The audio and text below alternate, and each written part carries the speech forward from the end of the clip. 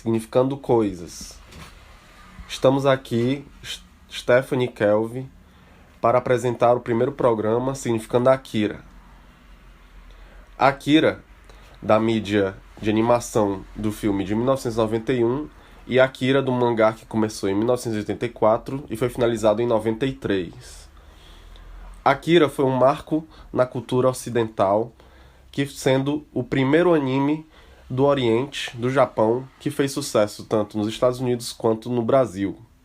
Sendo publicado no Brasil na década de 1990 pela editora Globo, em 35 edições, no sentido ocidental e em cores, sendo jamais publicada sua finalização nesta obra até pela JBC em 2017, sendo finalizado no final do ano de 2019 em 6 partes, assim como o escritor Katsuhiro Otomo pensou.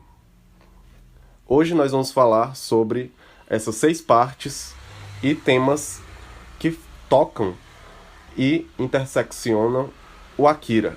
Entre eles são os contatos e a Terceira Guerra Mundial, mulheres, drogas, gangue, amizades, desemprego, exército e o poder do Estado, espionagem, religião, pesquisas científico-tecnológicas, fronteiras e o tema principal, cibernética, entropia e autopoiese.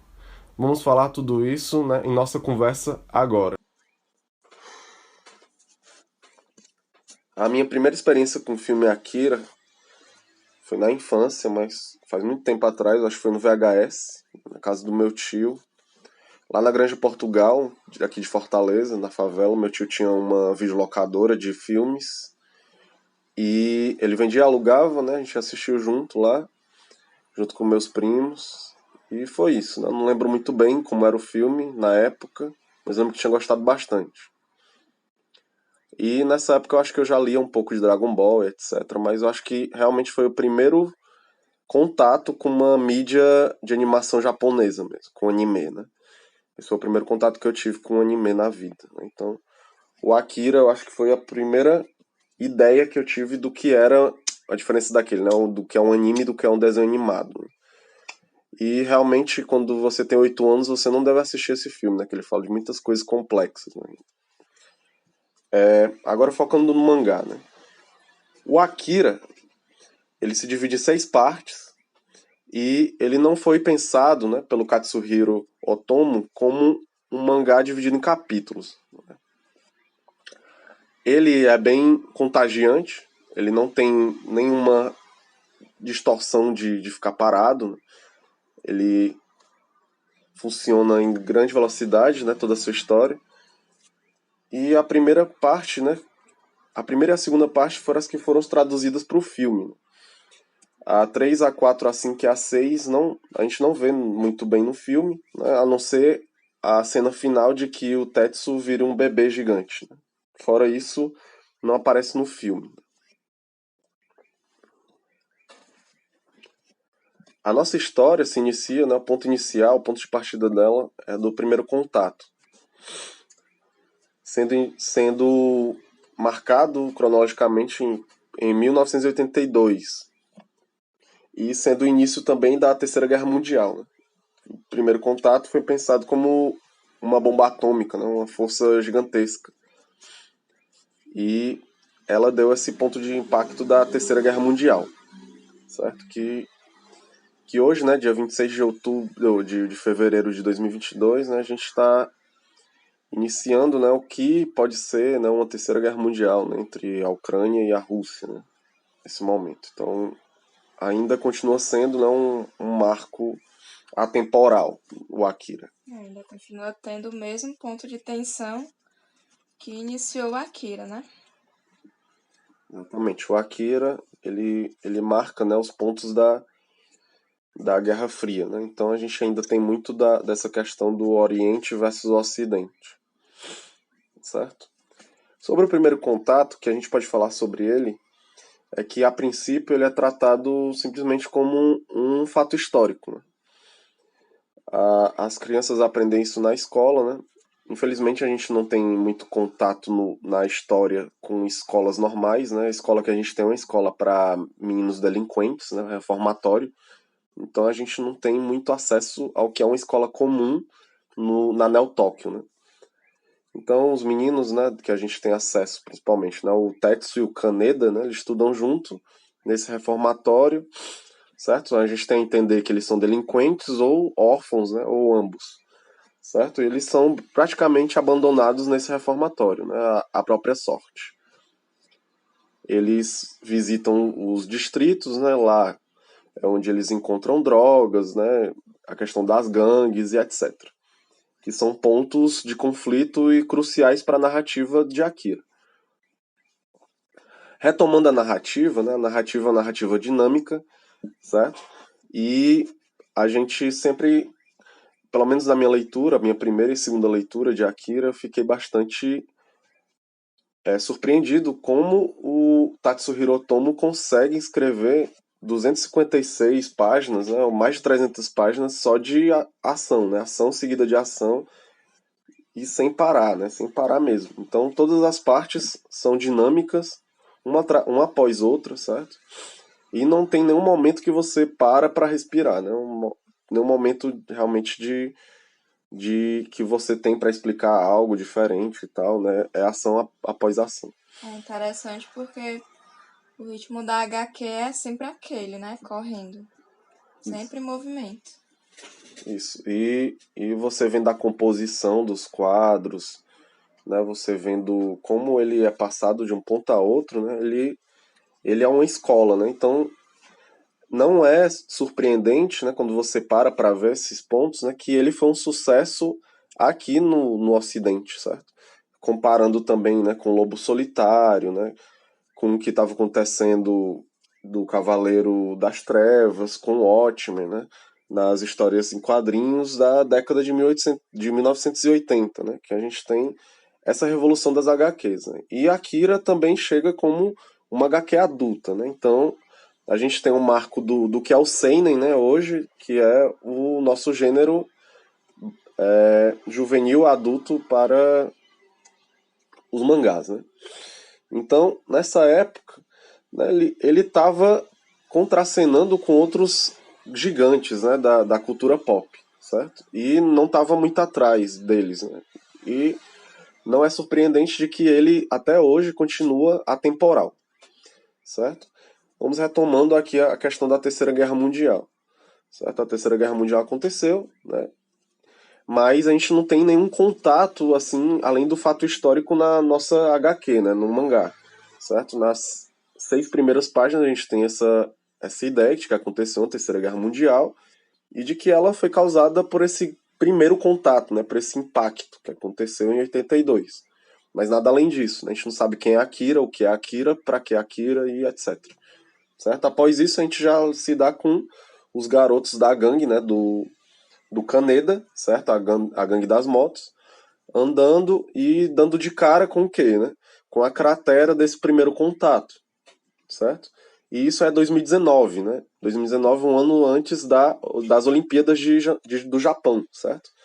Que, pela ironia do destino, né, elas foram também adiadas aqui no nosso tempo presente, né, na nossa vida comum aqui, né, No nosso universo. no nosso universo, né, e não pelos garotos, né, pelo Akira, mas sim pelo coronavírus, né, por uma crise diferente, certo? Então, nosso primeiro contato, né, já se inicia nas nossas páginas, né, logo no início, certo? Os garotos estão correndo de moto e eles se dão de frente com a cratera, né? Que, que dizem que vai ser um ponto, né, para as Olimpíadas, né? Vai ser um local lá que vai acontecer os eventos olímpicos, certo? Só que ainda está em construção, certo? Então eles retornam. E aí inicia o nosso primeiro conflito, né, que é a moto do Tetsu, né, quase se chocar com o Takeshi, né, que é um dos garotos, né, dos experimentos com as crianças, certo? O número 26, né, o Takeshi, certo? E ele acaba passando de alguma forma, né, esse poder dele, né, do Takeshi para o Tetsu, né? E pela primeira vez a gente aprende que há pessoas, né, que têm certas facilidades em aprender esses poderes sobrenaturais, né, super-humanos, certo? Seria aprender a absorver os poderes. Acho que seria de certa forma, né, como a gente vai ver mais pra frente, né, lá sobre cibernética que a gente vai conversar, eu acho que de certa forma é ser transpassado por eles, né? Você tá com seu sistema, né, seu sistema enquanto ser vivo, né, em equilíbrio e essa energia, né, acaba de certa forma transpassando e desequilibrando o seu sistema e transformando você em outra coisa, né? Então eu vejo de certa forma isso acontecendo com o Tetsu, né? Ele antes daquele primeiro contato ele era um ser comum e após aquilo ele já começou a apresentar poderes que ele não compreendia, né? Além da própria compreensão dele, certo? Eu acho que é isso que a gente consegue conversar sobre o primeiro ponto, né? O primeiro contato e a Terceira Guerra Mundial. O ponto que a gente tem para acrescentar é o que se estabelece até então, né? Ou seja, a gente tem a União Soviética de um lado, né? O Oriente e os estados, né, do Ocidente, né? Estados Unidos e a Europa e o Japão juntos, né? No outro ponto, certo? Inclusive, né, são pontos que a gente vai ver mais para frente de espionagem, né, na questão da corrupção dos políticos, certo? Então, essa questão da Guerra Fria é bastante presente na nossa história do Akira, certo? Então, esse é o estado que a gente vai ver no Akira, né? Um estado de bastante crise, certo? Bastante desemprego e vivendo nessa Guerra Fria constante, certo? De bastantes espiões dentro do Japão, de Neo Tóquio, tentando descobrir o que está acontecendo, né, das políticas. Agora a gente vai falar sobre um assunto que não é bastante abordado no filme, né, que é a principal crítica que eu tenho, né, que é a questão da mulher. Vamos lá, mulher. No filme, a gente vê notadamente que há mulheres no filme, não é isso, Steph? Aham. Na HQ, né, na história, a gente não tem mulher na história, certo? As mulheres não são presentes. E as mulheres que são presentes são a sacerdotisa, a Kay e a tia, certo? São só essas três mulheres que fazem parte, né? Eu digo três mulheres que fazem parte do núcleo, né? Mas tem outra mulher também que é a amiga do Tetsu, né? Que ela acaba, de certa forma, ajudando e tal, né? A questão de o Tetsu se organizar no final, né? A questão da autopoiese no final. Certo? São esses quatro personagens, então, que são femininos na nossa história do mangá. No filme é diferente, né? Tem mulher para todo canto, para todo lado, certo? Mulher, no nosso mangá, quando ela aparece, certo? Assim, é uma loucura, né? É um assédio sexual, assim, no auge, certo? Os caras tentam tirar a roupa dela, né? Tentam estuprar ela lá na mesma hora, né? Quando a Kay aparece e eles percebem que a Kay é uma menina, né? Porque ela se vê... Embora ela esteja vestida de homem quando ela aparece. Isso, ela tá disfarçada, né? Porque ela tá no momento de espionagem ali, né? Ela tá disfarçada de homem e ela tá com a roupa, né? Cabelo e tal, inclusive a voz, né? Tudo de homem. Mas no momento que eles percebem assim, né? O simples fator, assim, que eu acho que é o rosto dela, que parece mais feminino do que os dos outros, aí eles já tentam tirar a roupa dela, tentam estuprá-la lá e tal, né? E ela é uma combatente, né? Ela é uma espiã, né? Então ela meio que tenta bater nos caras e tal, e o Kaneda vem pra defender ela, né? Ajudar ela, e ela fica com raiva disso, né? Porque ela tem força, né? Ela sabe se defender sozinha, né? Então a história, né? A história do Akira, né? Traz bastante desse machismo, né? Traz bastante dessa denúncia do que seria uma distopia em que não há emprego, né? Que há toda essa questão da dificuldade de você sobreviver e etc, né? De qual seria o lugar da mulher nesse mundo, né? Pro Tatsuhiro Tomo, né? na percepção dele oriental, as mulheres não estariam nas ruas, né? Estariam, de certa forma, voltando lá para o primitivismo, né? Que seria de esconder as mulheres e os homens ir para a caça. Né? Seria esse lance, que, pelo menos a minha interpretação do que o Tatsuhiro Otomo tenta mostrar para nós. Né? Porque tem muitos jovens, mas a gente não vê jovens mulheres, nem velhas, nem ninguém. Se mostra uma sociedade, embora destruída de certa forma, mas muito tecnológica e que, de certa forma, resgatou esse aspecto do primitivismo, né? Isso. Entre esse primitivismo, né, a gente tem muita questão das drogas. Certo? O Kaneda, o próprio Kaneda e os amigos dele, né, dá a entender que eles não usam drogas, né? Ele faz até uma brincadeira que é dizendo que eles são os delinquentes, né, que não usam drogas, né, que eles são delinquentes sóbrios, né, e eles vão brigar com aqueles que usam drogas. Né? Mas nesse caso, né, o Tetsu, ele usa droga o tempo todo, né, desde o início, certo? Não é algo que ele começa a usar depois que ele acorda os poderes, né? Ele usa desde o início, né? A gente já vê isso, né? Mas o Kaneda não percebe ou passa pano, né? Ou não abre o olho, né? Para isso, certo? As drogas, né? A gente vê com uma facilidade eles comprando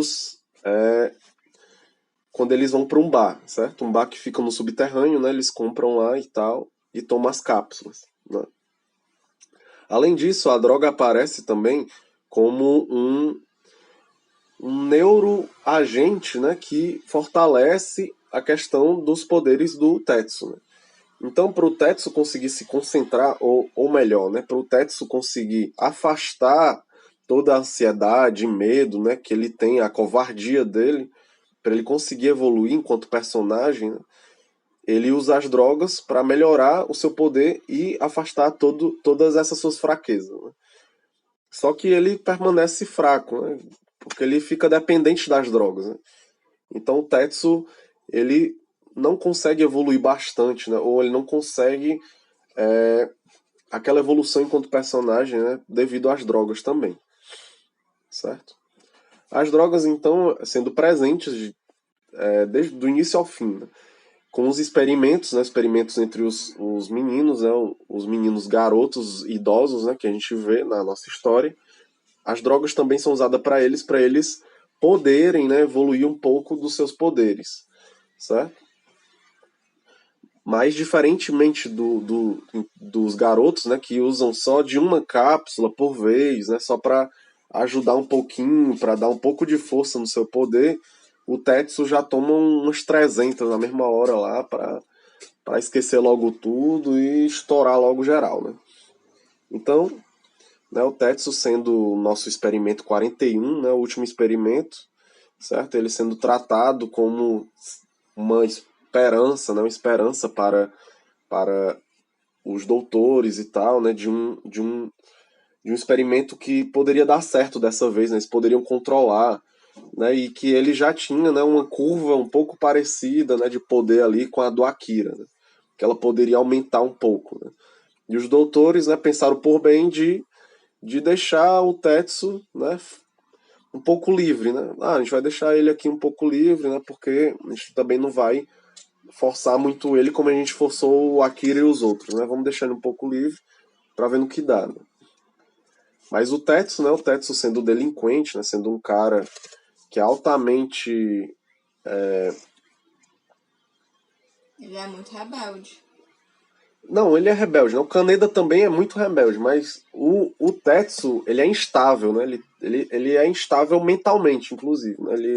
Ele tem essa questão da fraqueza emocional e mental, né? Ele é instável, né? Se ele fica com raiva, ele fica com raiva para matar, né? O Kaneda, quando ele fica com raiva, ele fica com raiva para diminuir aquele conflito, né? Para controlar a questão, né? O Tetsu não, o Tetsu quer destruir a pessoa e matar e pronto, né? Tanto que quando ele começou a usar dos poderes, né, ele começou a destruir e matar todo mundo, né? Inclusive a galera das outras gangues, né, que é o que a gente vai chegar agora, né? As gangues na história, né, elas são como os núcleos de amizade, né? Os núcleos de amizade são construídos nas gangues, né? A gente tem a gangue dos palhaços, né, que é o primeiro inimigo da nossa história, né, os palhaços, o Joker, né? Então o Joker, ele é outra gangue dos motoqueiros, né, que a gente está indo contra lá, e eles estão fugindo e o Tetsuo acaba batendo no Takeshi, né, e conseguindo os poderes e tal, o exército levando ele, etc. Quando ele retorna, né, ele retorna um pouco diferente, e ele retorna para buscar vingança contra os palhaços, né, contra o Joker, né, matando lá uns 3 caras lá sem piedade, né, destruindo a cabeça, membro voando para todo lado. E o Kaneda ele vai justamente para tentar limpar, né, essa sujeira que o Tetsu provocou, certo? E no meio dessa tentativa de limpar a sujeira, o Tetsu acaba matando pessoas também da própria gangue dele, né? Que o Kaneda não perdoa de jeito nenhum. O Kaneda, se tem uma coisa que ele não perdoa, é você violentar um amigo, né? É a principal regra dele, né? Você não bate em amigo. Em amigo você só defende, né? Por mais que o amigo esteja errado. Então é isso que ele vai tentar fazer com o Tetsu, né? Ele vai tentar provar que o Tetsu está errado, por mais que ele não queira bater nele, né? Ele queira defender o Tetsu do início ao fim, mas ele vai tentar bater de frente. Então é por isso que o Kaneda tá na história, né? Ele é o fator do caos, né? O Kaneda é o fator do caos, né? Ele é a entropia na nossa história. Ele é aquele personagem que não devia estar na história. O Kaneda ele tá na história na força dele, né? Ele tá naquela história pela rebeldia, né? Quem é que a gente tem na história, na nossa narrativa, certo? Vamos construir aqui a nossa narrativa, certo? Estamos a 20 minutos e vamos construir aqui.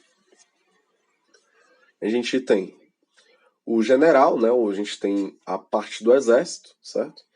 A gente tem um exército com essa força burocrática, né, do Estado, certo? Essa é a nossa primeira força da história, da narrativa.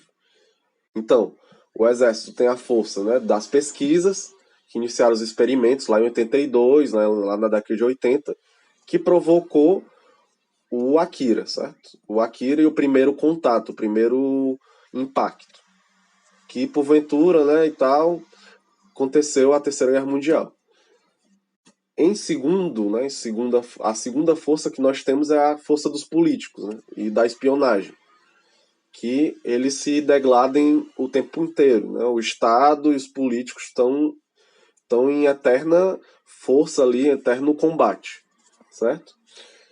E por ser, né, uma história, né, de Senado e tá, tem o Senado lá conversando sempre, a gente sempre tem essas reuniões, certo, do Senado, até antes de ter a lei marcial, né, que lá para a terceira parte, para a terceira para a quarta parte, a gente entra em lei marcial, certo? Até chegar nesse ponto, né, os políticos e o governo, né, na questão juntamente do exército, né, eles estão batendo de frente. Né?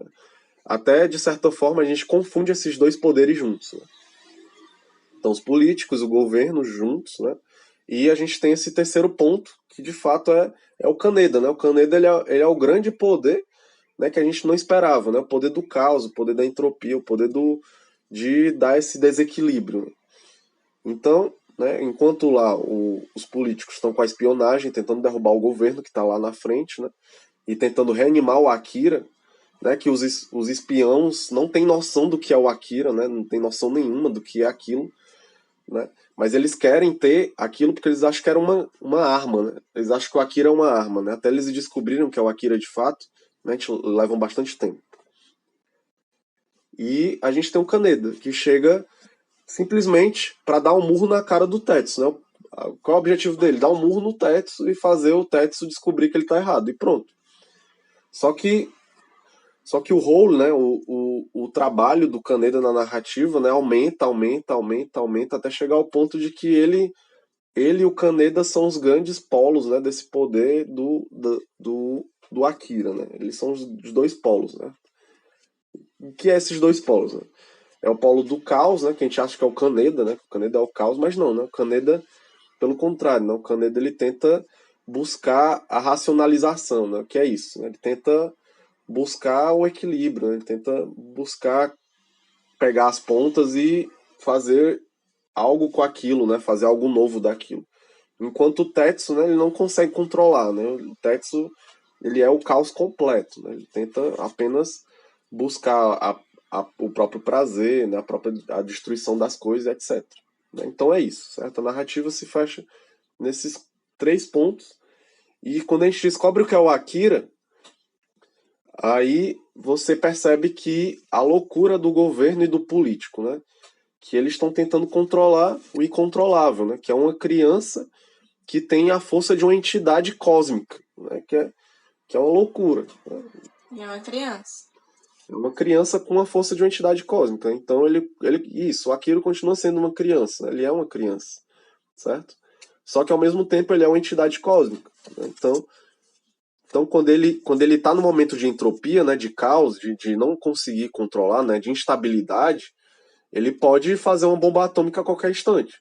Né? Ou, né, fazer novos universos, etc.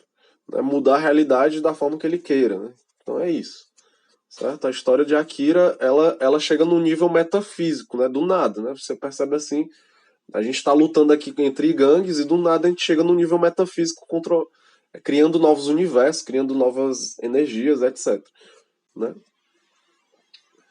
Agora a gente vai falar sobre a questão da amizade, né? Exatamente, né? Amizade, o que é amizade? O que é amizade, Stephanie, pra você? Então tá a pessoa errada, cara. Me diga você o que é amizade. Pra mim, amizade, né, é exatamente a questão que o Kaneda faz com o Tetsu, né? O que é que ele faz com o Tetsu? O Tetsu, né, ele chega na escola, certo? Ele sofre bastante bullying, certo? A gente vê isso lá no último volume, né, com as memórias totalmente desmembradas, né, do Tetsu, de que o primeiro amigo, né, e o único amigo que ele teve, né, que tratou ele de igual para igual, foi o Kaneda, certo? Então, né, ele sofria bastante bullying, o Kaneda foi defender ele e do início ao fim defendeu ele e deixou ele debaixo do braço dele. Então, o que é amizade, né? Amizade é você tratar o outro como um igual, certo? Amizade é isso, você trata o outro como um igual, né? E sem colocar ele para baixo por conta de N coisas, N fatores que ele possa passar, né? Amizade é isso. Só que o Tetsu ele sofre de uma coisa chamada ciúme, né? Inveja. Porque ele queria ter a força, né? A força que o Kaneda tem, né? Aquele negócio de cativar a galera, né? De ser aquela força que você vai pra cima, por mais que você não tenha força, né? O Kaneda é burro pra caramba, né? O Kaneda não estuda, o Kaneda é um delinquente, né? Mas todo mundo gosta dele, né? Todo mundo gosta dele, todo mundo olha pra ele, vê um líder, né? Vê uma pessoa no qual você pode se inspirar, né? Enquanto o Tetsu, ele é aquela pessoa que tá ou em segundo lugar, né, como a mão direita, mas na maioria das vezes ele é aquele que encontra os problemas pro Kaneda, né? Só que pro Kaneda, o Kaneda não percebe ele como um problema, né? O Kaneda, muito pelo contrário, né? Percebe ele como uma pessoa interessante, né? Porque ele tá sempre trazendo coisas novas, né? Então o Tetsu, né? A percepção dele pro Kaneda, né? De inveja, certo? Querer ser igual a ele ou destruir ele, né? Destruir o Kaneda, de certa forma. Enquanto pro Kaneda, o Tetsu, ele é uma pessoa que ele tá lá do lado dele e tá ajudando ele, né? Até de certa forma deixando a vida dele mais interessante, né? Brigando com as outras gangues, né? Etc. Né? Ajudando ele lá na escola, né? Uma parte interessante, né? Quando o Tetsu volta, né? Ele é chamado lá na diretoria do reformatório, né? E depois o Kaneda pergunta: o que foi que aconteceu, né? Aí o Tetsu diz que nada, né? O cara foi perguntar pra ele, falando do futuro e tal, e que ele não tinha futuro nenhum, né? E o Kaneda diz: é verdade, a gente não tem futuro nenhum, não, a gente tá tudo perdido. E o que é amizade melhor que essa, né? Os caras realmente um se identifica com o outro, né? Nenhum dos dois tem futuro e nenhum dos dois tem a percepção de ter medo daquilo, né? De ser uma juventude sem futuro nenhum. Certo? Então, é uma parte que a gente vendo pro nosso dia a dia, né? Um negócio que você fica um pouco temeroso, ansioso, né? De ver uma juventude sem futuro, né? Os cara usando droga pra cima e pra baixo, né? Se matando nas motocicletas. Então pra gente fica assustado. Mas entre eles, né? Entre eles é um negócio maravilhoso, né? Eles estão vivendo a vida, né? Estão se animando, né? Um ajudando ao outro. E no meio disso, né, a gente tem a questão do desemprego, certo? O desemprego ele é muito sutil, certo? Na história do Akira, certo? Muito sutil mesmo. A gente percebe ele muito, né, na questão de que as pessoas elas estão muito, eu imagino ainda até que no filme ele é mais perceptível, sabe? Porque enquanto na história a gente tem umas revoluções, umas greves aqui e acolá, mas ele só aparece em cartazes, sabe? Só aparece em cartazes, nunca é colocado como um holofote, assim, ou como um conflito principal da história. Mas no filme, né? No filme aparece como um ponto, né? Que está sendo gerado no início do filme, que gera até a questão das motocicletas, né? Dos garotos da gangue, né? Andarem lá no meio da rua, né? Que acontece até a questão do conflito entre o exército e a gangue do Kaneda, né? O que não acontece na história, né? Mas é essa questão que acontece no filme, que é uma greve, certo? Dos operários que foram desempregados, né? Que estão lá em situação de desemprego total, né? Totalmente sem qualquer vínculo com o Estado ou com uma indústria para a questão de emprego. É isso. Né? O desemprego é presente, mas de forma bastante sutil, né? A gente vê bastante a questão das revoltas e também a questão do que a gente chama de marginalidade. Né? A gente vê bastante a galera roubando, né, vendendo droga, as gangues se matando, mas fica por isso mesmo, né? Não fica nenhum aspecto de questão, por exemplo, né, de um diálogo assim entre os políticos, né, tratando do problema do desemprego. Né? Isso não acontece, certo? Eu acho que os políticos nem ligam para isso, para ser bem sincero, né? Eles estão se preocupando com o Akira, né? Estão se preocupando com algo maior, assim. Estão se preocupando com o problema da guerra, né? Com o problema sei lá, da destruição do mundo, né? Estão se preocupando muito com o desemprego, né? Estão muito aí para isso. É o que geralmente acontece quando há grandes conflitos em um país, né? A população civil fica à mercê e todos os holofotes ficam voltados para o conflito, a gente poderia dizer, principal, né? Exatamente. Acho que o Akira faz bastante essa metáfora mesmo. Do conflito de guerra, né? De um local, né? Que está em momentos de exceção. Certo? E em momentos de exceção, né, a gente vai falar sobre o exército e o Estado, né? O que é isso? O exército e o Estado, essas duas forças. É até engraçado, né? Porque eu falei antes que o exército, ele de certa forma, ele é o governo, né? Ele é o Estado, né? Porque o coronel, o que é o coronel, né? O coronel na nossa história ele nada mais é do que aquela pessoa que está para defender o direito, né? E os interesses do Estado, né? Ele é a pessoa mais racional, né? Que está lá para defender isso. Né? Tanto que ele fica à frente, né? Também da questão das pesquisas, né? E tal, certo? E ele é a pessoa que sabe, né, de tudo e tal. E se os políticos estão lá para fazer alguma besteira, né, ou fazer algo que vai prejudicar os interesses do Estado, ele simplesmente pega, né, e bota a lei marcial e bota os políticos como criminosos, né? Foi isso que aconteceu, né? E geralmente é isso que acontece na vida real também. Geralmente quando a gente entra numa lei marcial, né, quem está no governo, ou quem é contra o governo, né, entra em estado de crime, né? Vira terrorista, né? Que é o que aconteceu na nossa história. Né? Quem era espião no Akira se tornou, né, os terroristas. Certo? Do lado, né, dos políticos a gente tem, né, o Nezu. Né? O Nezu nada mais é que o nosso rato, né? O rato da história. Certo? É o cara que é conspirador, né? Ele está conspirando, né? E tal, né, gerando toda aquela trama, né, de tentar descobrir o que é o Akira, né? Então ele contrata, né, os espiões que vêm dos Estados Unidos, né, os espiões de outros países, certo? Ele tenta vender informações o estrangeiro, certo? Sobre o que é esse Akira, né? O que é esse experimento, o que foi esse experimento, certo? E bota a galera também para trabalhar nos campos, né? E buscar, né? E entre essa galera, né, a gente tem a Kei, né, e o Ryu e a tia, né? Que são essas pessoas que estão lá no campo de frente, né? Na linha de frente desse cara, né? Desse rato, né? Porque o Nezu, na hora que o bicho pega, o cara pega todo o dinheiro, né? Do partido, todo o dinheiro que ele roubou, né? Da corrupção, né? Do pessoal que ele estava comprando de dentro do exército, de dentro do governo. Ele pega todo esse dinheiro e tenta fugir, né? E ele acaba sendo morto, né? Assim, no meio da rua, assim, né? Por um conflito que ele não tinha nada a ver, né?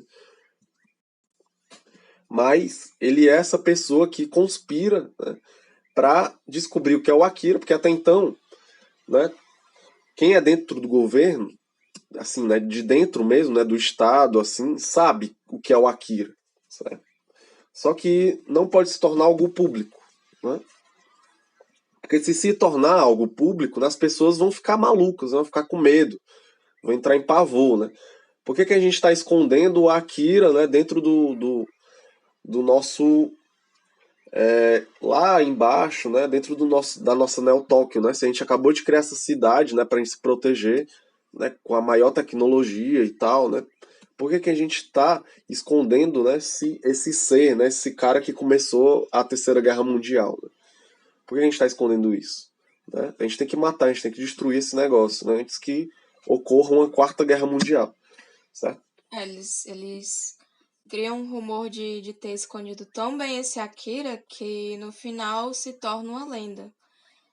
Que a gente até vai falar mais pra frente, que os religiosos ficam esperando pela volta do Akira e as pessoas simplesmente pensam que é só uma lenda, que não existe, que é só conversa. Isso, exatamente. Exatamente. Certo? E o Nezu, né? Esse cara é um personagem bastante importante, certo? Porque ele nada mais nada menos, né, ele figura, né, toda uma espécie, né, de politicagem que a gente ainda tem ainda hoje no nosso país, né, no nosso mundo, certo? Que é aquela política de manter os inimigos mais próximos, né, e de comprar os seus amigos. Né? Você compra todo mundo, né, os inimigos que estão próximos, né, você ou destrói ou tenta comprar também, e é isso que acontece, né? De cima para baixo, né? E os espiões que ficam lá, né, na linha de frente, são gente, né, gente normal, gente comum, que pensa que está ajudando o país, né, que pensa que está lá para ser o herói da pátria, né? Que é o caso do Ryu, né? Ele acha que vai salvar o mundo, né? Ele acha que está lá para salvar todo mundo e tal, e ele vai entregar a própria vida para aquilo, aquele negócio todo, né, bonito e tal, mas quando ele descobre toda a sujeira, né, aí a ficha cai, né, a ficha acaba caindo, né, e A ficha cai de que ele é só mais um peão nesse jogo. não só um peão como uma marionete, né, ele foi controlado, né, pelos políticos, né, que estão roubando dinheiro, né, enquanto ele tá lá na zona, né, sem nada, né, vivendo ali, né, às custas da tia, né? A tia que é a pessoa que meio que ajuda ele, né? Lá com a questão de armas, né, e tal, né? Que inclusive no final ajuda a Kay, né? Eu imagino que seja, né, a mulher mais forte da história, né? A tia e em segundo lugar a Kay, né? E em terceiro vem a sacerdotisa Miyako, né? E agora a gente vai falar um pouco sobre a questão da religião, certo? Depois eu retorno na questão da espionagem. Vamos falar um pouquinho da religião, certo? Sobre a religião. A gente tem, pessoal, né, aqui no filme, né, a gente tem toda essa questão de que o Akira, né, que o Akira já é o ser, né, já foi o que gerou a Terceira Guerra Mundial, certo? No filme a gente não tem esse mistério, né, do que é o Akira. Né? A gente só vai descobrir o que é o Akira, né, no mangá mesmo, né, lá pra terceira parte. Enquanto no filme você já sabe que é o Akira, né? O Akira é um menino que foi um experimento e que ele é considerado Deus, ele tem o poder de Deus e que ele vai voltar e se Deus quiser ele tá voltando, amém e aleluia. certo? A gente tem lá o pessoal da religião, a gente tem os sacerdotes, né? Inclusive, pra mim, é a maior crítica que eu tenho do filme, né?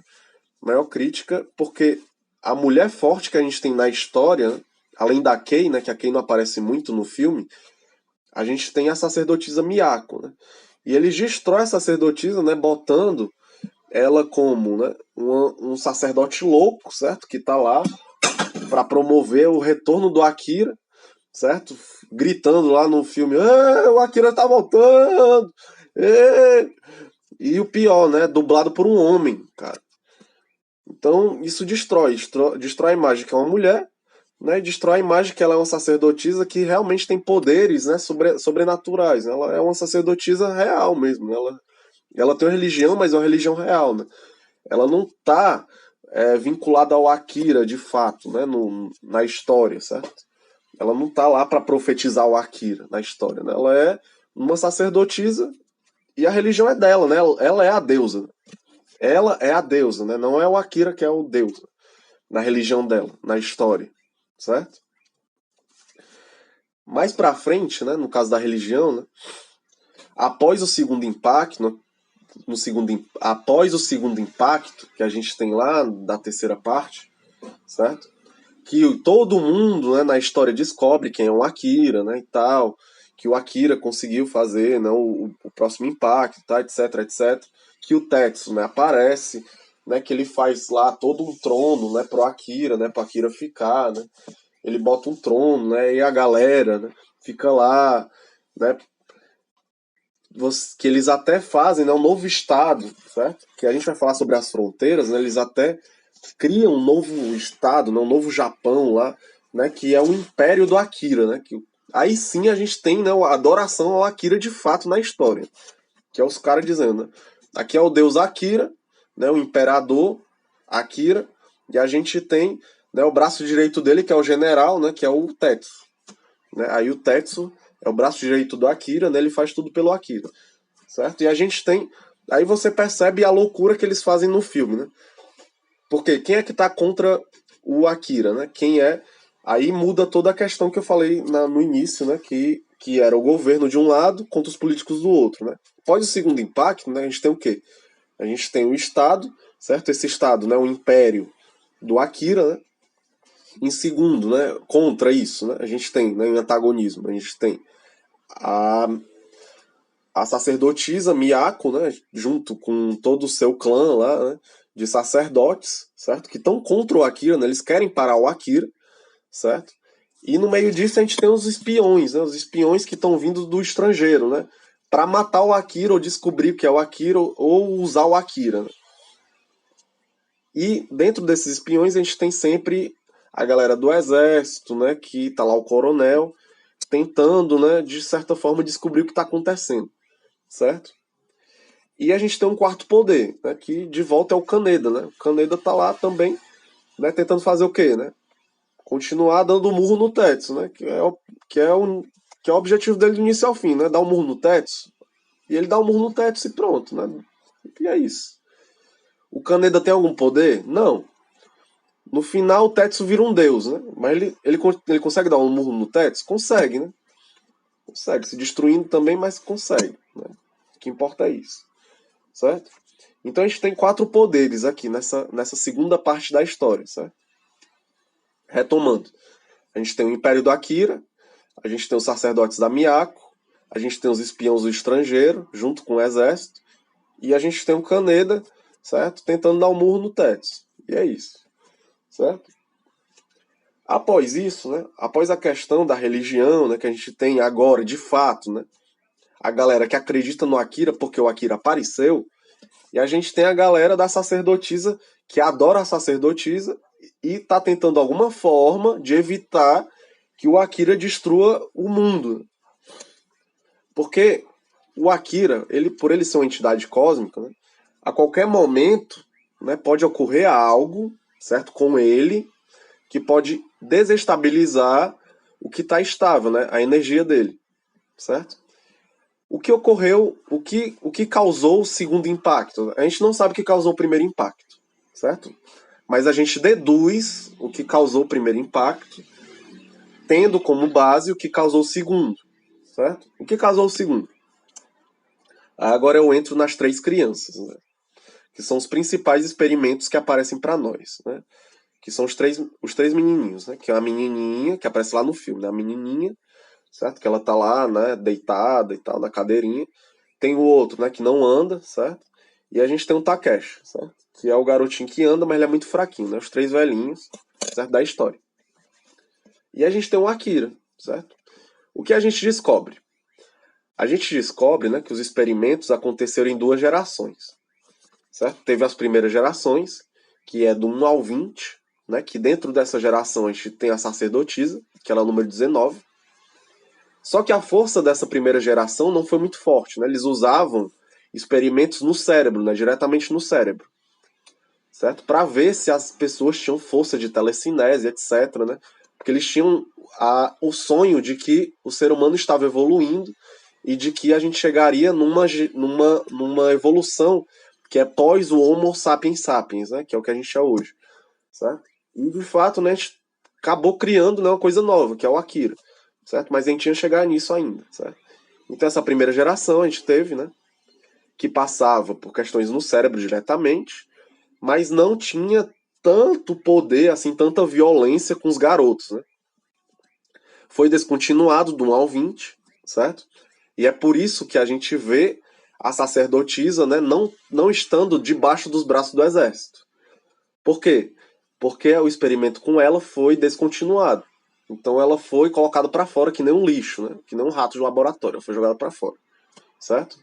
Então ela trabalha, né, além, né, ou fora do exército, aquém, né, do exército, na marginalidade, certo? Por isso que ela foi utilizada, né, pelo Nezu, né, pelo político, né, para obter informações do governo, porque ela era de dentro do governo e ela tem poderes, certo, para conseguir informações com isso, certo? Enquanto, né, os três garotinhos, certo, que a gente tem, que são os principais, né, experimentos que a gente tem na história, certo? Eles são da segunda geração, que é do 20, né, até o 40, certo? Do 20 ao 40.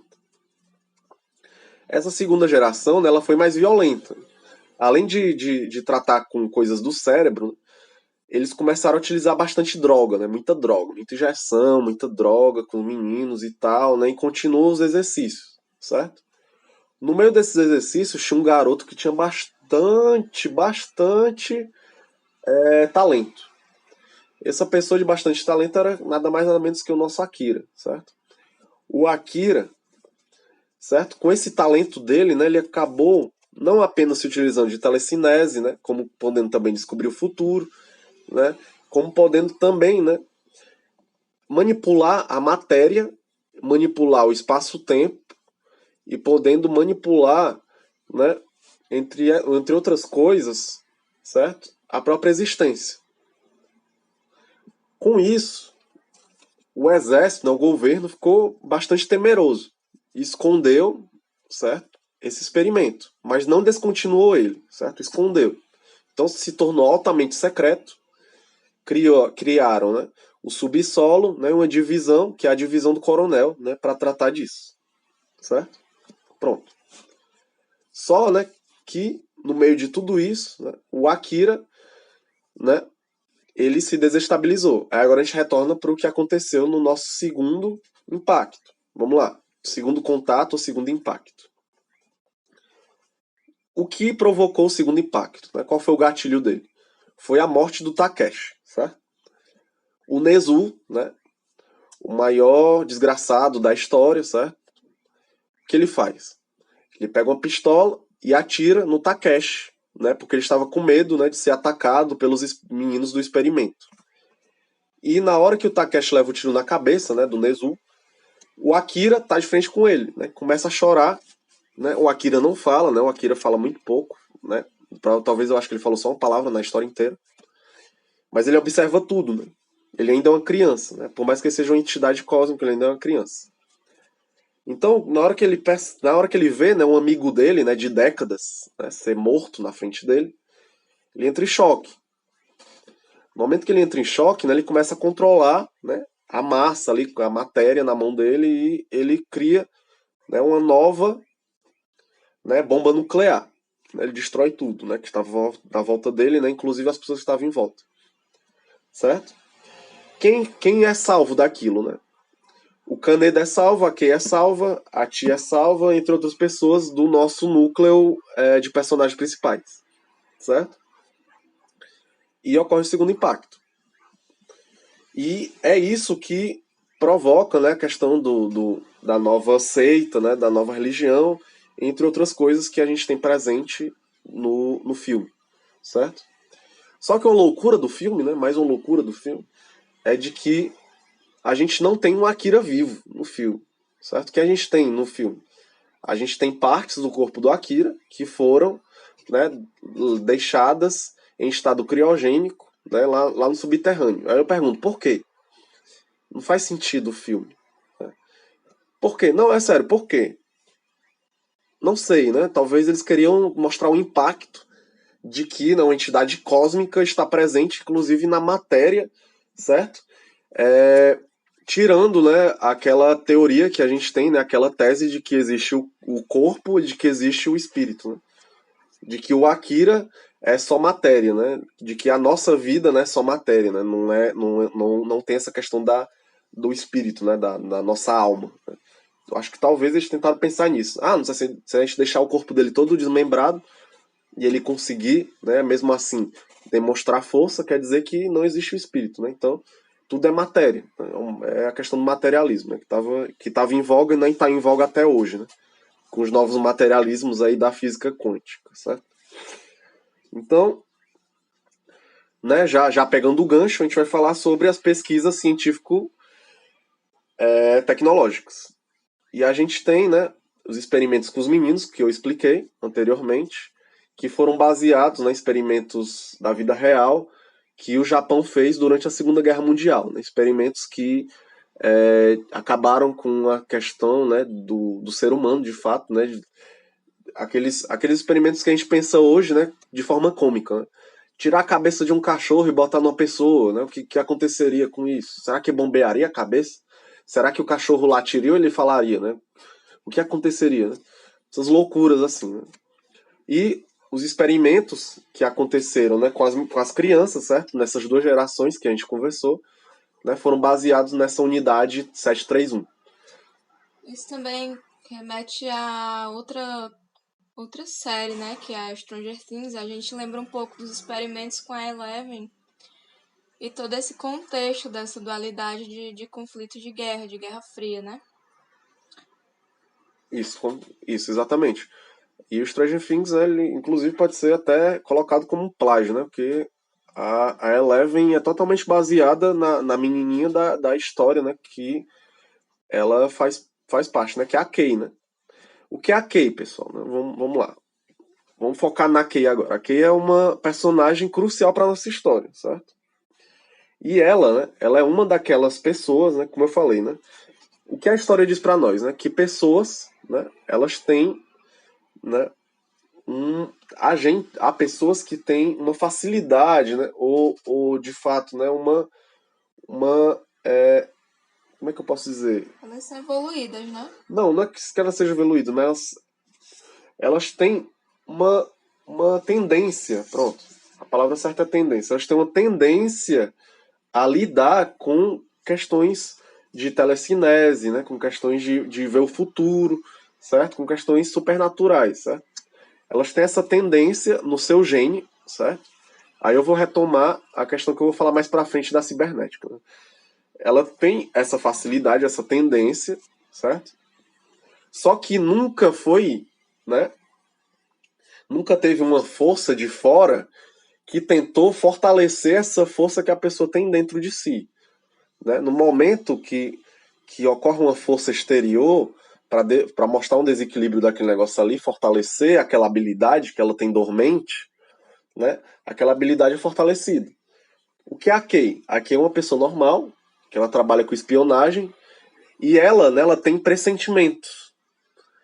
Ela tem superstições, né? Que são coisas comuns a qualquer um de nós, certo?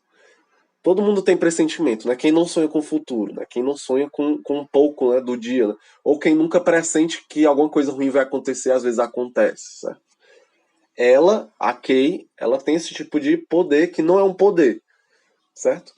Só que a sacerdotisa Miyako, né, percebe que nela ela tem um pouco desse sobrenatural, certo? Que é a mesma coisa que o Tetsu tem. Só que o Tetsu, né, ele é uma pessoa desequilibrada, né, instável, certo? E a Kei, né, ela tem muita estabilidade emocional, certo? Afinal de contas, ela era um espiã.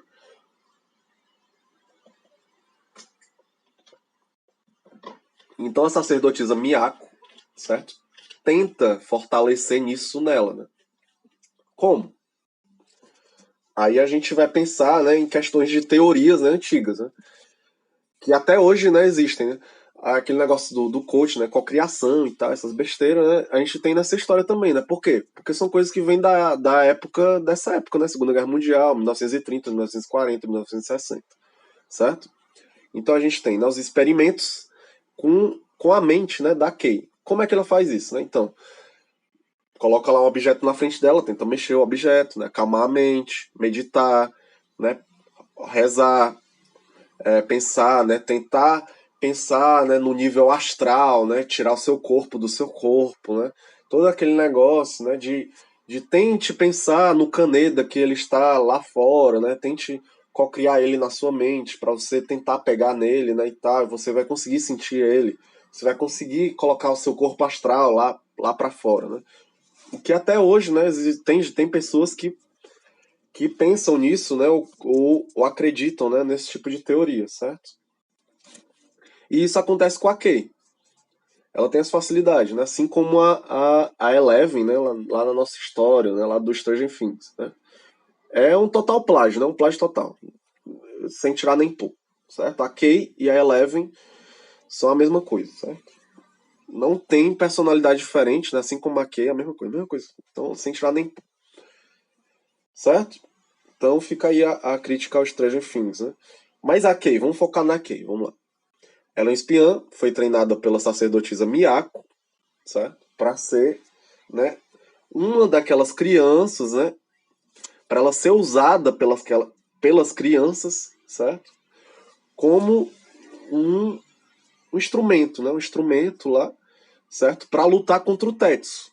Né? Nesse momento da história, o Tetsu já está em poderes absurdos, né? Equiparáveis ao poder do Akira, né? Ele tá com poderes cósmicos já, né? Ele já consegue manipular matéria, certo? Ele leva tiro e ele consegue, de certa forma, voltar num tempo que aquele tiro nunca aconteceu no corpo dele. Ele consegue se teletransportar. Uhum. Ele consegue, né? Juntar o seu corpo com a matéria que tá no espaço, certo? Ele consegue transformar um pouco do corpo dele em metal, né? Então ele fica naquele negócio, certo? Só que, como a gente já conversou, né? Mentalmente, ele é instável. Né? E para controlar a energia, né, você precisa de estabilidade, certo? Então vamos passar mais para frente. Né? A Kei, ela é utilizada como essa criança, certo? Que tem facilidade de ser controlada pelo sobrenatural, certo? Então, de certa forma, né, os três garotos eles controlam o corpo dela, né? Como um tipo de espírito que está dentro do corpo da Kay. Que houve? Pronto. Retomando. A Kay, né? Ela é eleita como uma pessoa mais fácil de controlar por ela já ter facilidade, né, de ter o acesso ao sobrenatural. Só que como ela nunca foi treinada como os garotos, né, dos experimentos, né, mesmo por mais que ela teve esse espaço de tempo que ela foi treinada pela sacerdotisa, certo? O que nós temos? Nós temos uma pessoa sendo controlada para lutar contra o Tetsu, que está no nível de força surreal. Né? Ele já está conseguindo ali fazer tudo, né, de fato. Só que, nesse contratempo, né, o exército, né, dos espiões lá que estão vindo, do estrangeiro, junto também com cientistas do estrangeiro, que invadiram o território japonês, com navios, estão com os mísseis apontados para Neo Tóquio, inclusive apontado para o próprio Tetsu, certo? E eles estão tentando atirar no Tetsu, certo? o que a gente tem aí, né? A gente tem o Tetsu sendo atacado pelo exército, sendo atacado pelo Kaneda, sendo atacado pela Kei e tentando, né, de fato, proteger o Akira, né? Então a gente tem o Tetsu sendo atacado de todos os lados, tentando proteger o Akira, e o Akira naquele momento infantil, né? Ele tá naquele momento de criança, né? Ele tá olhando para a água, né? Ele tá lá sentado olhando para a água e o Tetsu lutando pra caramba, né? Apanhando, certo? Então aqui a gente tem de fato para conversar um pouco, né, sobre a questão dos experimentos. Vamos lá, vamos retomar aqui os experimentos para a gente fechar essa parte. A gente teve 2 gerações de experimentos, certo? Isso no Japão. A gente tem, né, a gente deduz que nos outros países do estrangeiro, nos Estados Unidos, aconteceram também experimentos, mas que não foram bem sucedidos como o japonês, certo? A gente tem esse pensamento, por quê? Porque os cientistas do estrangeiro, eles falam sobre isso, né? Eles falam que vão tentar, né, e tal, buscar aspectos daquilo, né, que está acontecendo e tal, dos danos que foram causados pelo Tetsu, né? Eles veem lá, né, as histórias que foram causadas também pelo Akira, certo? Até chegar, né, o Tetsu lá no navio deles, né, com muita raiva, né? Bastante desequilibrado pelas questões de ter sido bastante atirado, né, para todos os lados, né? Ser danificado, né, seu corpo e tal. Ele chega no navio, né, e destrói o navio e mata todos os cientistas, certo? Fim da história dos cientistas que estavam naquele navio estrangeiro. Ótimo. Então a gente tem, por último, né, o doutor, certo? Que ele fez parte dos 2 experimentos, certo? Um doutor japonês. E ele está controlando a arma, certo? Para destruir o Tetsu, que é a arma Sol, que é um satélite que está lá no espaço e ele está apontado para o Tetsu, né? No final da parte 2, esse satélite foi usado para destruir o braço do Tetsu, né? Então o Tetsu tem um braço mecânico. E nossa parceira aqui, Stephanie, ela lembra do K999, né, Stephanie? Do KOF. Não só pelo braço, mas também pela afeição do Tetsu. E em determinada parte o Tetsu colocou uma capa vermelha. Essa capa vermelha ela se assemelha muito com tanto a capa quanto as feições com o personagem do KOF, né, do King of Fighters, que é o K99, que também é um experimento científico, só que ele é como se fosse uma arma de guerra, uma arma sobre-humana. E essa arma a gente acha que foi inspirado, que foi uma homenagem ao Tetsu. O K99 ele tem um braço que é de metal, um braço mecânico, e tem um especial dele que se assemelha a uma condição que o Tetsu transformou o braço dele, né? Que o braço dele fica enorme, cheio de veias e ninguém sabe se é braço, se é fio, se é máquina, a gente não sabe o que é. Então, a gente tem essa semelhança com o K99 do King of Fighters. Pronto, maravilha, obrigado, Steph. Né? Para finalizar, certo? Essa parte a gente tem sobre as fronteiras, né? As fronteiras do nosso Akira, né, bastante confusas, certo? A gente começa com vários distritos, né, que dá a ideia de ser favelas, certo? Os distritos mais distantes são distritos mais longe do centro e os distritos mais perto são distritos mais próximos do centro, né? Nossa, a lógica é incrível, certo? E o que a gente tem? Né? Depois do segundo impacto, a gente tem o que é do Império e o resto é o Japão, né? Então, a gente tem o Império, certo? O Império do Akira e o resto é o Japão. No final da história, né, a gente tem também, certo? Um novo tipo de fronteira, né? Que é uma fronteira, né, depois que os estrangeiros chegam e tal, né, ajudam a galera. Né, a gente tem a continuação do Império do Akira, né? O Império do Akira continua existindo, certo? Não deixa de existir. Então a fronteira persiste, certo? Já com o estrangeiro mesmo, né, a gente tem os países que a gente conhece. Né? Então, o Akira, né, se encontra, né, no nosso mundo real. Né? Então, Japão, Japão, né, Estados Unidos, Estados Unidos, Rússia, Rússia e etc. Né? Ninguém fala no Brasil. E agora a gente chega no momento, né, que eu acho o momento mais complexo da história do Akira. Certo? Que é falar do que nós temos de influência sobre a cibernética no Akira. Certo? Desde 1960, né, a gente tem textos sobre cibernética, né, e narrativas que são influenciadas por ela. Certo? Entre elas, né, a gente tem a Rayuela, né, a brincadeira da amarelinha, certo? Que é altamente influenciada pela cibernética. Né? Quem cria a história é o leitor, certo? Então isso não é nada, nada mais cibernético que isso, certo? E o Akira, ele sofre muito, né, dessa influência também, certo? Dentro dela, né, dentro dessa influência, eu vejo muito da segunda fase da cibernética, né, que é a fase da autopoiese, né, que a gente tem da galera aqui, né, da América do Sul, né, trabalhando sobre isso, né, que é uma questão biológica, né, que também os seres, né, os seres biológicos, né, os seres de carne e osso, os seres de matéria, também podem ser vistos, né, interpretados como sistemas. Né? E é isso que acontece realmente no Akira. Né? O Tetsu, ele é um sistema, né, o Akira é um próprio sistema, né, e ele se comporta também como máquinas. Né? Tanto que ele se funde como máquina, né, o Tetsu, etc. Certo? Então a gente vê a questão, né, principal, que é a questão da entropia. O que é entropia? Entropia é tudo que está para absorver, ou melhor, né, gastar energia, certo? O que é gastar energia é entropia. Né?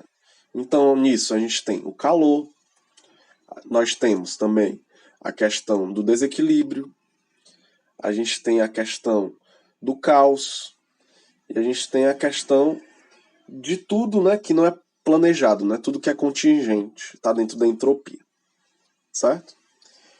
Então, o que a gente tem de entropia na história? Né? A gente tem o Tetsu, que ele não era para se envolver com aquele negócio, né? Mas mesmo assim ativou o ataque dele com o Takeshi, né? E a ele ter poderes, certo? Então, o próprio Tetsu é um aspecto de entropia na história. Se o Tetsu não existisse, né? Não seria o Akira reativado e a história nunca teria existido, certo? Segundo lugar, né, de entropia, a gente tem o Kaneda, né, que está lá como, né, um aspecto de caos para a história, né, um tipo de força que não foi planejada de existir, certo? Uma força maior. E a gente tem o próprio Akira, né, que todo mundo quer acabar com Akira, certo? Mas não sabe como destruir ele, né, ou acalmar ele, certo? Então o próprio Akira, ele é uma espécie de agente entrópico da história. E, né, a narrativa, né, ela corrobora com isso, né? Com a questão da entropia, porque ela é dinâmica o tempo todo, né? Então a questão, né, entrópica está dentro dela e faz parte dela, né, do começo ao fim, inclusive na sua construção, certo? E dentro disso a gente tem a questão da autopoiese, né? O que é autopoiese? Né? É o jeito, né, que o ser biológico, né, busca, né, ou procura, ou almeja, né, de restabelecer o equilíbrio, né, do seu sistema. Mas como isso funciona, né? O que é isso? O que é restabelecer o equilíbrio do seu sistema? É o seguinte, vamos buscar, né, o Akira aqui na nossa história como exemplo, certo? O Akira, pessoal, né, ele estava como uma criança normal, certo? Antes do segundo impacto acontecer. Né? No momento que o Takeshi foi morto na frente dele, né, aquilo desestabilizou o sistema dele, né? Desestabilizou o que estava acontecendo na frente dele, certo? Gerando, né, dentro dele aquele desequilíbrio que para o sistema deles voltar ao normal, né, ele acabou, para controlar aquela energia, gastando a energia própria dele, né, uma energia superior, que foi controlar a matéria para fazer uma bomba atômica. Né? Então, para ele restabelecer o equilíbrio do sistema dele, ele gastou energia em forma de bomba atômica para retomar um equilíbrio. Então, assim a gente vê a autopoiese do Akira. Certo? Agora a gente vai para o final da história. Né? Vamos lá. Como acontece, né, essas duas questões que são cruciais para a nossa história, né, no nosso final, né? No nosso ponto final da história, certo? Vamos lá. A gente tem, né, no nosso filme, eu vejo a grande crítica do Katsuhiro, né, Otomo, pro filme, a questão do materialismo. Por quê? Que eu falei antes. O materialismo, né, ele diz que não existe alma. Né? Tudo que existe é matéria, certo? Só que no final, gente, né, o que a gente vê? Né? A energia, né, a energia que é o ponto crucial da história, né, que o Akira controla, né, e que os outros possuem também essa energia, ela é passada, né, e que outras pessoas também têm tendência, né, ela é passada, né, ou de certa forma, né, como chuva, né, cai em todas as pessoas que estavam lá presentes no evento final, certo? E todo mundo, né, passa a ter esse tipo de poder que o Akira tem, né, que é um poder, um acesso a uma energia superior, certo? Que ela não é material, né, não energia material, mas ela né, se exerce através da matéria. Então, né, o que acontece? O Akira, certo? Ele se torna no final somente energia. O Akira desiste da matéria e ele se torna só energia. Só que a energia, certo? Como ela é sentida pelos demais, pelas outras pessoas, certo? Todo mundo sente o Akira dentro de si. Então o Akira existe em todos os outros. Como matéria? Não, como energia. Então essa é a grande crítica, certo? Do Tatsuhiro Otomo ao filme, né, que foi criado, certo? O que é isso, né? Energia não é matéria, energia é energia, certo? Energia é o que a gente chama de alma, né? É o que a gente chama de espírito, certo? Então pronto, vamos pegar essa crítica aí, certo? Agora vamos pro final, certo? Vamos lá. No final da história, certo? O que nós temos? Nós temos um Tetsu muito desequilibrado, certo? Virou um bebê gigante, certo? Porque ele tem muitos assuntos mal resolvidos, certo? Entre eles, a inveja do Kaneda, certo? E a gente tem um Akira, certo? Que tá como uma criança, certo? Tá uma criança, ele tá sem saber o que está acontecendo, ele está tentando, né, descobrir o que está acontecendo ali em choque, né? O Akira tá meio em choque ali vendo o Tetsu meio desequilibrado, certo? No meio disso, né, a gente tem o Kaneda tentando ajudar o Tetsu, né? E junto com a Akira, a gente tem as duas crianças, né, que é a menininha e o menininho que não pode andar, certo? Junto com a Akira. Pronto, a gente tem essas três forças, né? Akira, Tetsu totalmente desequilibrado, né, prestes a explodir o mundo inteiro, e o Kaneda, certo? Akira, menininhos, Tetsu e Kaneda. Três forças, certo? Uma quarta força, né, que chega após isso, né, que chega depois, é a Kei sozinha, certo? Mas vamos focar nessas três forças primeiro e depois eu falo da Kei. Vamos lá. O Tetsu, né, dentro da cabeça dele, certo? Ele está passando por um processo de entropia, certo? Ele não está conseguindo controlar a sua energia, né? Não está conseguindo controlar a força, né, que ele possui dentro de si. Então o que está acontecendo, né? Toda a energia que ele tem, ele tá usando ao mesmo tempo. E ele tá mudando o próprio corpo dele, né? Ele virou um bebê gigante, gigantesco e tal, né? Cheio de matéria, destruindo tudo e tal.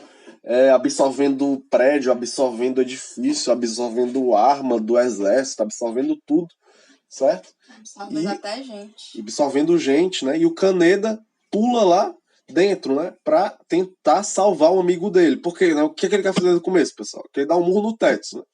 E ele dá um murro no Tetsu, né? Ele chega lá, chega no íntimo, no espírito do Tetsu, lá quando ele tá lá na primeira parte que eles se encontraram, quando criança, e ele dá o diabo do murro no Tetsu. Seu idiota, né? Eu sempre fui seu amigo. Pá! Certo? Então, o Tetsu, né, chega naquele limite, certo? Que ele não tem mais volta, né? Quando você usa toda grande parte de energia, né? Chega um momento, pessoal, que para você ter um equilíbrio, né, você não consegue retomar, né? E essa é a grande regra da autopoiese, né? Quando você é desequilibrado, né, você não consegue retornar ao grau, né, ou ao sistema que você era anteriormente, né? Você vai se reorganizar para algo diferente, né? Algo novo, né? Então, o Tetsu não consegue retornar a ser o Tetsu novamente, certo? E ele não conseguiria de forma alguma, né? Nem com ajuda, né? Mas os garotos que estão lá com a Akira, né? Dizem pro Akira, Akira, nós temos nós temos que tentar ajudá-lo, né? Nós temos que tentar ajudar o Tetsu. Nós temos que tentar ou destruí-lo ou tentar resgatá-lo, certo? E eles tentam resgatá-lo, né? Eles entram dentro lá da bolha, que é o Tetsu, junto com o Kaneda. O Kaneda lá nos murros, né? O Kaneda dá um murro nele, tenta resgatar o Tetsu, certo? Vivo, mas ele não consegue retomá-lo, certo? O Kaneda não consegue mais retomá-lo, mas, né, ele consegue se redimir, né? O Tetsu se redime, né? Fala pro Kaneda, né, que realmente ele é amigo dele e tal, etc, etc e tal, né?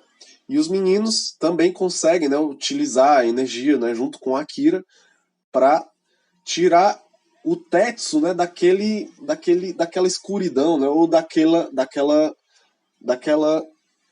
desequilíbrio, né, de energia que ia se tornar numa bomba gigantesca que podia destruir tudo, né? Então, né, o que o Akira faz, né? O Akira, junto com os meninos, né, controlam a energia, a força, a energia que eles têm, certo? E consegue neutralizar o que era o Tetsu. E todos eles acabam, de certa forma, certo? Por utilizar tanta energia, né, voltar um equilíbrio de todos, né, é se tornar essa própria energia, né? Se tornar um com essa energia, certo? Mas como é que eles fazem isso, né? A minha interpretação da história é que eles acabam, né, com essa força, né, todos juntos, né, eles acabam indo para um certo multiverso, né? Eles acabam indo para vários universos, né, abrindo várias forças e tal, né, várias energias, certo? E eles acabam indo para um universo em que eles são a própria energia, né? E de que esse poder, né, essa energia nunca existiu, né? Essa energia nunca pode ser usada pelos demais, né?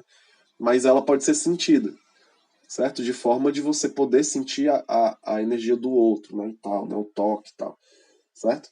Então o Tetsu também vai para essa energia, então vai para esse mundo, certo? Junto com eles. E chegar a Kei, né? De fato a Kei chega, né? E se joga tentando resgatar o Kaneda, né?